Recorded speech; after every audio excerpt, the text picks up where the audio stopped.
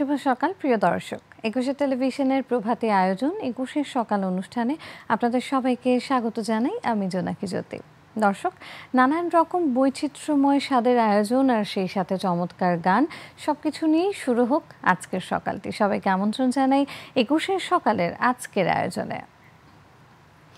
আজ একুশের সকাল অনুষ্ঠানের বিভিন্ন অংশে থাকছে আজ ও আগামীকালের আবহাওয়ার খবর, আমাদের উদ্ভিদ আমাদের পরিবেশ, ঝটপট রেসিপি, ঘরের খাবার, মজার খাবার, জানেন কি, আমাদের টুকিটাকি এবং থাকছে প্রিয় শিল্পীর একটি মিউজিক ভিডিও। চলুন জেনে নেব শুরুতেই আজ ও আগামীকালের আবহাওয়ার খবর। আজ বুধবার 29শে শ্রাবণ 1432 বঙ্গাব্দ, 13ই অগস্ট 2025 খ্রিস্টাব্দ, 17ই সফর 1447 হিজরি, বর্ষাকাল। আজকে সূর্যাস্ত সন্ধ্যা 6টা 34 মিনিটে এবং আগামীকাল সূর্যোদয় সকাল 5টা 33 মিনিটে। আবহাওয়া অধিদপ্তরের পূর্বাভাসে বলা হয়েছে আগামী 24 ঘন্টায় ঢাকা, চট্টগ্রাম, খুলনা, বরিশাল, সিলেট, রাজশাহী ও ময়মনসিংহ বিভাগের কিছু কিছু জায়গায় অস্থায়ীভাবে দমকা হাওয়া সহ বজ্রসহ বৃষ্টির সম্ভাবনা রয়েছে। এছাড়া দেশের অন্যান্য জায়গায় অস্থায়ীভাবে আংশিক মেঘলা আকাশ সহ আবহাওয়া প্রধানত শুষ্ক থাকতে পারে। তবে আগামী 48 ঘন্টার মধ্যে সাগরে লঘু চাপ সৃষ্টির আভাস রয়েছে। সৌন্দর্য এবং বৈশিষ্ট্যের লালিমায় বাংলার ঋতু বদলের সঙ্গে সঙ্গে বদলায় বাংলার প্রকৃতি ও জীবন।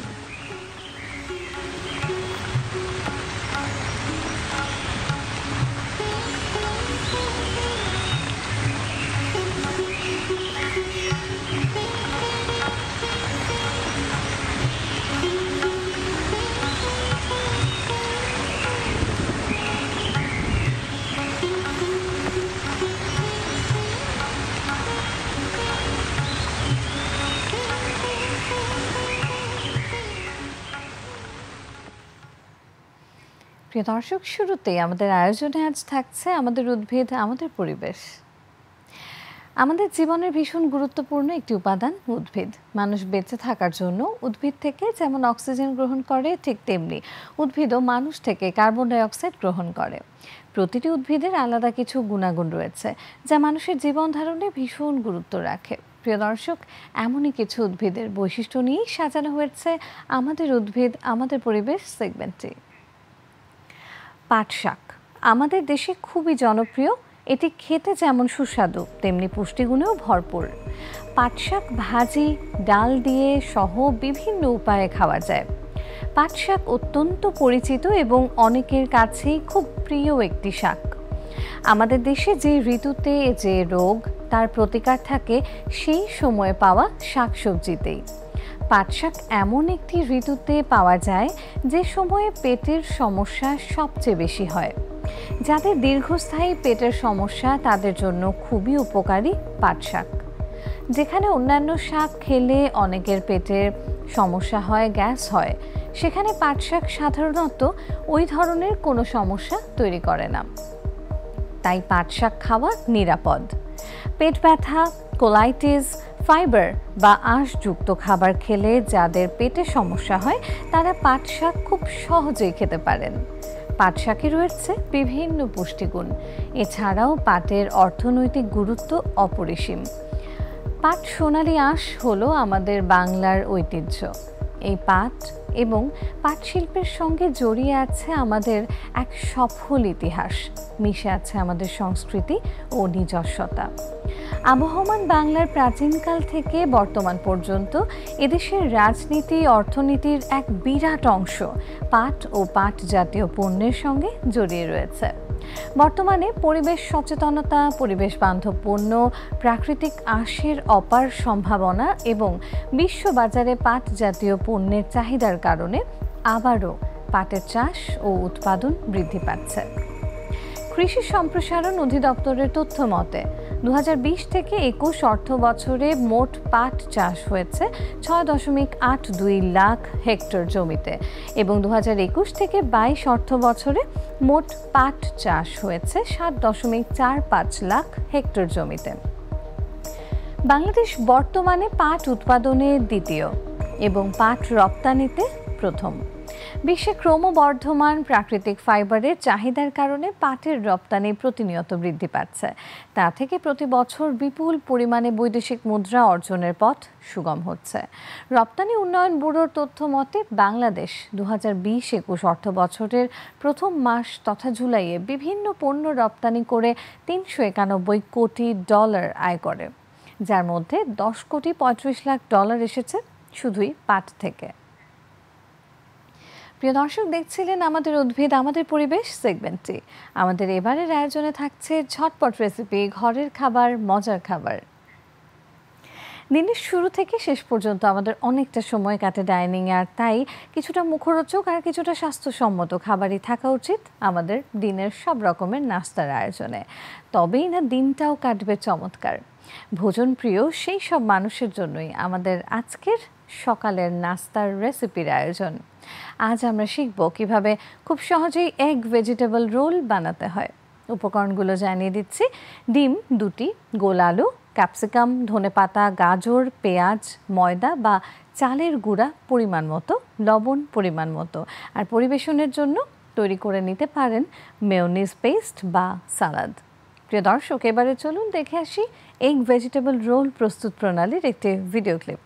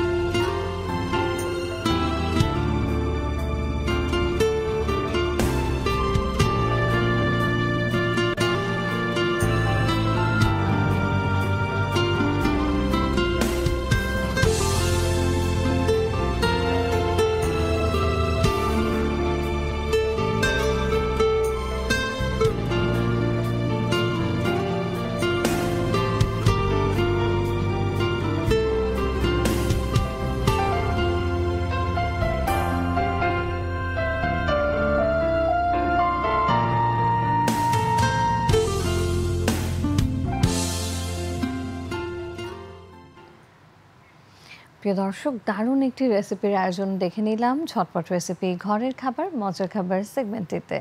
এই পর্যায়ে নিচ্ছি ছোট্ট একটি বিরতি, তবে বিরতির পর থাকছে আরও অনেক আয়োজন, তাই থাকুন একুশে টেলিভিশনের পর্দায় এই সকালবেলার সরাসরি প্রভাতী আয়োজনে।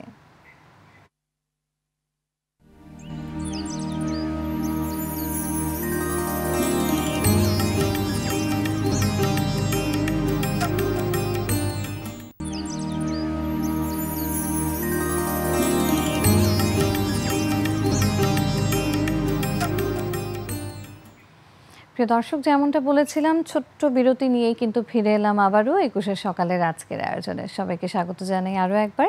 আমাদের এবারের আয়োজনে থাকছে জানেন কি সেগমেন্টটি। কতই না বিচিত্র আমাদের এই পৃথিবী, প্রাণেরও কতই না বিপুল সমারোহ। পৃথিবী জুড়ে রয়েছে নানা ধরনের প্রাণী ও পতঙ্গের অস্তিত্ব। তাদের প্রত্যেকেরই আলাদা আলাদা স্বভাব ও বৈশিষ্ট্য রয়েছে। জীবনযাপন, আচার-আচরণ নানান ধরনের।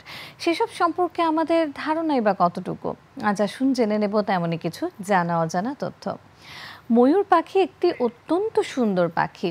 এশিয়ার পাভো বনে মোট 2 প্রজাতির এবং আফ্রিকার আফ্রা পাভো বনে একটি ময়ূরের প্রজাতি দেখা যায়। এশিয়ার প্রজাতি দুটি হলো নীল ময়ূর এবং সবুজ ময়ূর। আফ্রিকার প্রজাতিটির নাম কঙ্গো ময়ূর। নীল ময়ূর ভারতের জাতীয় পাখি। সমগ্র ভারতীয় উপমহাদেশে এদের দেখা যায়। পূর্বে বাংলাদেশে এরা বিস্তৃত থাকলেও এখন প্রায় বিলুপ্তির পথে। ময়ূর পাখি অত্যন্ত সুন্দর একটি পাখি।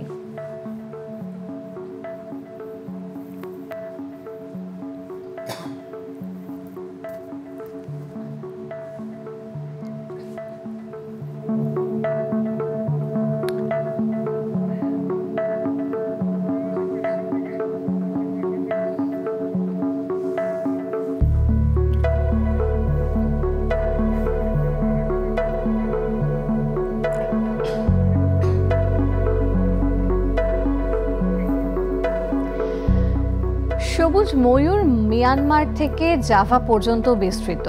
ঐতিহাসিকভাবে প্রজাতিটি মায়ানমারের জাতীয় প্রতীক হিসেবে গণ্য হয়ে আসছে। তবে আশঙ্কাজনক হারে বিশ্বব্যাপী ময়ূরের সংখ্যা কমে যাচ্ছে বলে এরা বিপন্ন প্রজাতি হিসেবে বিবেচিত। এই সকল ময়ূরের পাশাপাশি সাদা ময়ূরও দেখা যায়। এদের দেহ শুধু সাদাই নয়, চোখও নীল। প্রকৃতপক্ষে নীল ময়ূরই সাদা ময়ূর। জিনগত মিউটেশনের কারণে এদের ভিন্ন দেখায়। ময়ূরের সব প্রজাতি সাধারণত বনে বাস করে এবং মাটিতে বাসা বাঁধে। তবে মাঝে মাঝে লোকালয়েও দেখা যায় এদের। বিশেষ করে সংরক্ষিত এলাকায় এরা মানুষের খুব কাছে চলে আসে। এরা সর্বভুক, চারা গাছের অংশ, কীটপতঙ্গ, বীজের খোসা, ফুলের পাপড়ি এবং ছোট ছোট সন্ধিপদ প্রাণী খায়। এরা ডিম পাড়ে এবং ডিম ফুটে বাচ্চা হয়। ছোট বাচ্চারা মুরগির বাচ্চার মতোই মায়ের পালকের আড়ালে, আবার কখনো বা পিঠের ওপর লাফিয়ে ওঠে। বাচ্চাগুলো মায়ের সাথে ঘুরে ঘুরে খাবার খায়। বিপদ দেখলেই মায়ের ডানার নিচে এসে লুকায়।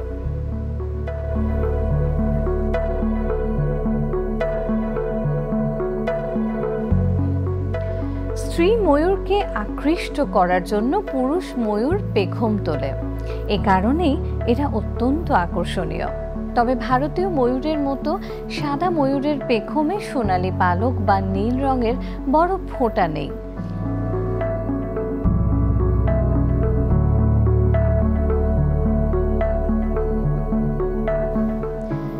সাদা ময়ূর সম্পূর্ণ সাদা। স্ত্রী ময়ূরও পেখম তোলে, তবে তার শত্রুকে ভয় দেখানোর জন্য। সাধারণত শত্রুর কাছ থেকে নিজেদের রক্ষার জন্য বর্গের প্রাণীদের মতো ময়ূর এদের মেটাটার্সাল পায়ের নখের ব্যবহার করে।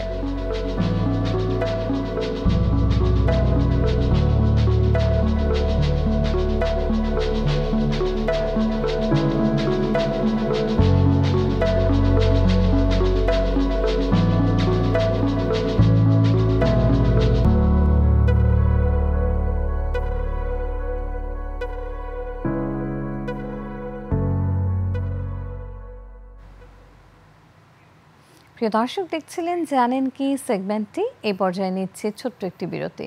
তবে বিরতির পর থাকছে ২১ সকালের আরও অনেক আয়োজন, আমাদের টুকিটাকি। সেই সাথে থাকছে প্রিয় শিল্পীর একটি চমৎকার মিউজিক ভিডিও। তাই থাকুন ২১ সকালের সাথেই।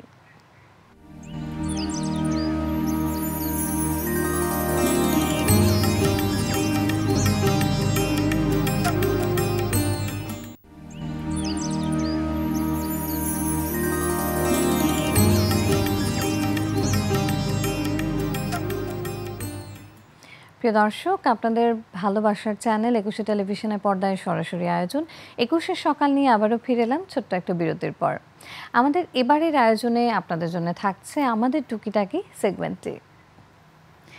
আমাদের সবার বাসায় অব্যবহৃত বিভিন্ন রকম জিনিসপত্র তো থাকেই, আর এই অব্যবহৃত জিনিসগুলো দিয়ে আমরা কিন্তু চাইলেই ঘরে বসে বিভিন্ন রকম ব্যবহারযোগ্য গুরুত্বপূর্ণ জিনিস তৈরি করতে পারি। হ্যাঁ প্রিয় দর্শক, আমরা আজকে আপনাদের একটু সহযোগিতা করতে চাই।